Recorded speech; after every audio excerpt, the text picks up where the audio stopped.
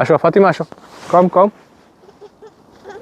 আপনাদেরকে আমি একটা জিনিস দেখাই, আপনি যদি কখনো জার্মানির জঙ্গলে আসেন, কোনো বন জঙ্গলে আসেন, তাহলে এই জিনিসটা দেখতে পাবেন। এটা খুব ইন্টারেস্টিং লেগেছে আমার কাছে। সেটা হচ্ছে এই জিনিসটা কি কেউ কি বলতে পারবেন? আপনি যখন জার্মানির কোনো জঙ্গলে আসবেন তখন এই জিনিসটা দেখতে পাবেন। সো পাখির বাসা, পাখি তো নর্মালি নিজের বাসা নিচে বানায়, তারপরও অনেক গাছে আপনারা দেখবেন এই ধরনের পাখির বাসা।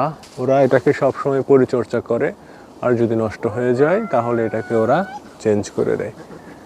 সো দেখেন জার্মানিতে একটা পাখির জন্য কত চিন্তা করে ওরা, কত ধরনের আইন করে রেখেছে পাখির জন্য।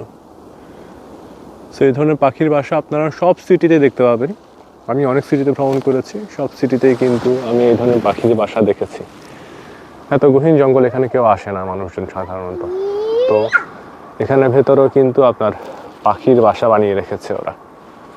ইন্টারেস্টিং। আমি যে জঙ্গলে আছি এখন, এই জঙ্গলে বাঘ, সিংহ, হরিণ কোনো কিছুই নাই, তবে হরিণ আছে। আমি বেশ কয়েকবার হরিণের দেখা পেয়েছি এই জঙ্গলে। আসো ফাতিমা আসো, কম কম।